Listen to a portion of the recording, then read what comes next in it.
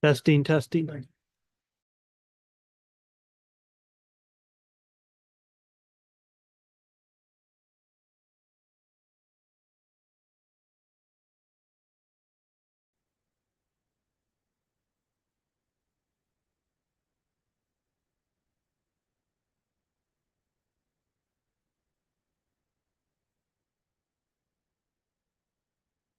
Well, we obviously have to give Missouri credit. When we get ourselves in that situation, I think it's happened 3 or 4 out of the 5 years, when we're either close or have the lead. And, when we took the lead, went right down the field and scored, and I was trying to save enough time for us to have a chance to get back and score, but that's happened to us, and certainly wish it wouldn't. We tried different things on defense to try to preserve the lead when we went up, but give Brady Cook, or excuse me, Brady Cook and his group. He did a fantastic job on that last drive. I do want to tell you that Landon Jackson is back in the locker room and doing well. He's been released, so that was great news. And I'm disappointed we didn't beat Missouri. I'm disappointed for our kids. I'm disappointed for the fans. Not disappointed in the effort, but in the execution with the 2 turnovers. It led to 2 scores, and they had 0. And it's hard to beat a top 25 team that way. Right there. Just the short fields that you gave them. I mean, without those, you might have a lead there in the third quarter. Well, I felt like in the first half, the defense was playing so well that if we don't give them short fields, I'm not for sure what they're going to do offensively. And we did. And so those are things you can't do, but we did, and gave them a little bit of life. And certainly they figured out unbalanced formation, how to run the football better. They started running the football better on us. We couldn't stop it. And then the quarterback draw obviously hurt us 2 or 3 times. The Q counter read hurt us as well. And of course, the last one, the draw, for them to go up 5, and then the reverse pass on the touchdown to get up 7 were daggers. And you're able to overcome the turnover margin against Louisiana Tech, and all due respect to them, they're not necessarily. Yeah, they're not Missouri. It's been hard, when you look at the close losses, so many of them, A&M, OSU, Mizzou, even LSU was close into a turnover. Yeah. How frustrating has that been? Very. I mean, it is. It's very frustrating. I mean, we work ball security, every week, and put an emphasis on it, and that's part of our keys to our ways that we can win. And we knew today with the weather, how it was, if whoever turns the ball over less is going to win, and that's kind of exactly what happened. How much credit do you give Missouri that they were able to take? Well, you do. I mean, you give them credit because they pulled the ball out, and so you certainly give those guys credit. They've got a good football team, and we didn't just give it to them; they took it from us. When did you decide that you would work from the press box, and what was the operation like? Operation, I thought, went really good. I thought about it starting as early as Monday or Tuesday because I knew I was coming off some of my medication that I couldn't take for the surgery. But the decision was just what's best for, what I felt like was best for the team. So the bottom line is Bobby had the timeouts when offense is up, and T. Will had them when he was on defense, and Scott had them when we was on special teams, and I just told him, and it seemed to work out fine. Samuels ended with 35 runs, 35 pass, even split. Is that what y'all were wanting to do coming into this game, or how do you like that? No, I think we felt like we could protect and we could throw it a little bit more than maybe a 50-50, maybe a 60-40. We thought that there were some open windows, crossing routes, shorter balls across the middle that we could complete. And but the running game, went, pretty well, and, so certainly, hindsight, you wish we would run a little bit more. Sam, how difficult was that period where they had that 8-minute drive and then you went and fumbled on the first play and then it's 12 minutes? Well, we were 14-10. I mean, it was very frustrating, because we had just, we get it, we get the ball on the 50, we go right down and score, we take the lead 14-7. They got a long, lengthy drive. We hold them to a field goal, we get the ball back, 2 plays or 1 play later, we give it back to them. And now an offense that had, some momentum and, going, a team that had some momentum had to fight their way and scratch their way back.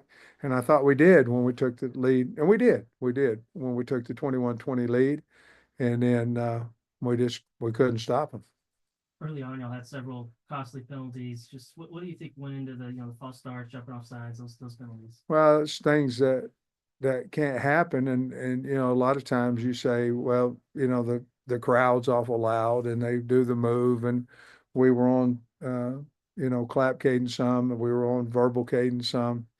But it's something that, can't happen, that did happen, that hurts you. They had one down there on 3rd and 1 on their own, and end up having to kick a field goal out of it. But, as long as that's a rule in college football, we have to, and we practice it all the time, but we have to, stay in there on that flinching.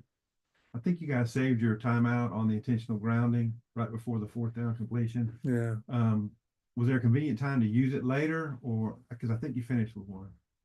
No, there wasn't. I had it because I called timeout when Missouri had the football and was trying to use a 2-minute, as well on that.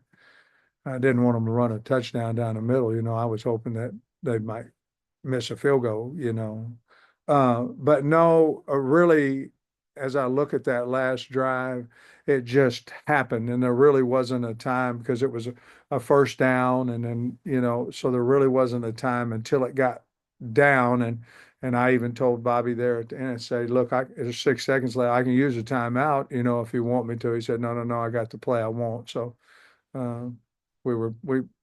yeah, you hate to go home with one, but I really didn't feel like there was another time where I could use one.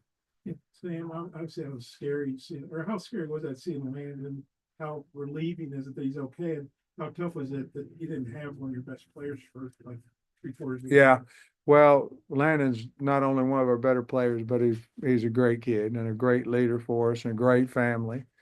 So yes, it's scary, and especially when I'm not able to be on the sideline, seeing him, but I was getting information from T. Will but yeah, very, very, and obviously we'd love to have him out there for the other 3 quarters, but more importantly, he's healthy, and we're happy with that. So they took him to the hospital, checked him out. They did, and then they brought him back. Yeah. I actually got a chance to see him when I came down from the press box. The ambulance was out there, him and his wife, and I was able to see those guys. How tough was Andrew Armstrong? I know we went down hard a couple times and just kept coming He back. kind of shown that all year, hadn't he? I mean, he's really shown, maturity from a year ago, and, he really shown his toughness. He was actually one of the guys this morning where we was talking about, hey, it's football weather.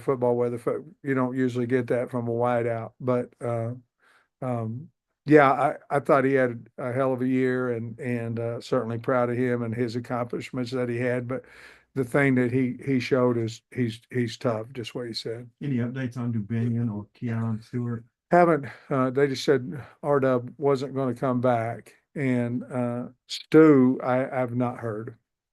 Did the timing of the day with the weather change anything? How you guys prepared today more so than a normal game day? No, I don't think so. I mean, we stayed on schedule, and we knew we were going to get off the field a couple, 2-3 minutes early and from pregame. But not really. I think the weather surprised everybody, including the field crew and all. They end up getting it cleaned up and cleaned off, but No, really wasn't a whole lot of adjustment because, you know, weather usually doesn't do that. It's tough of losses. It says you do have a bowl game to look forward to. You got your, hopefully getting your hip fixed right to look forward to. Kind of, what are your thoughts on those two things coming up?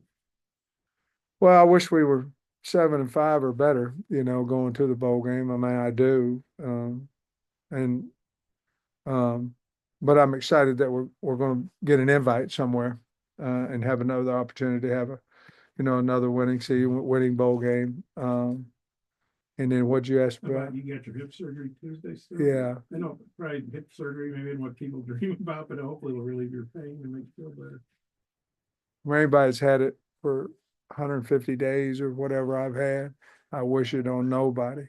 It's, I've had a knee replaced and, you can't, it's painful, you know, and been coaching 38 years and never not been on the sideline for a game. But I feel like I would have been more of a detriment to the team down there than I would doing the same thing up top and having a clear mind, not worried about the pain. You just hoping, looking forward to getting it done and. Yeah, I'm really looking forward to getting it done and I believe most of my work, because it's dead next week, I believe most of my work I can get done in the office, and certainly we can't see the recruits anyway, so I'll be able to talk to them and FaceTime them and all that. You mentioned the ball security earlier, but just, I think the broadcast mentioned y'all lead the country in fumbles. Just why do you think that has been the case? If I knew the answer, you know, we'd try to fix it, but the bottom line is we have to be carrying the ball loose. I mean, that's the bottom line, because if you're not gonna you're gonna turn it over some. There's just hits and all that, but you're not gonna turn it over and have that kind of stat if you're not loose with the football. And obviously that all falls on me, and we've got to do a much better job of that. Would you be good with the staff coming back intact, or do you anticipate any? Yeah, I mean, I got a good staff, so I think there'll be guys that have opportunities to do something. I think they enjoy it here at Arkansas, and yeah, I'd like to have them come back, but we'll wait and see. Yeah, but Mizzou went 7-0 at home for the first time. Yeah, I saw They've that. been 6-0, but the best they've been was 7 to 6-1. I guess how much do you respect that, and just how impressive is that, and how tough a place? Well, they know how to win. You know, they win all the close games. It seems like, you know, they have this year, and it seems like it goes down to that last drive, and he's really good at calling plays, and the kids are executing it. We knew that even whenever we went up by one. You know, I was certainly nervous because they've executed that drive several times. What do you think That's opened what up their stretch and the other road plays in second? Well, I think it was a little bit of formation too. You know, I think the formation they were unbalanced, and if we went too unbalanced, they hit us weak. You know, they hit us on the weak side, and we were in cloud coverage a couple times which means that we're not going to have immediate support, and they got 10 or 12 off of the couple of runs on that too, so we had to get out of that. Appreciate it, Coach. All right, Sam. thanks, Hey, guys. man, good luck. Thank you, appreciate it. Surgery. Thank you.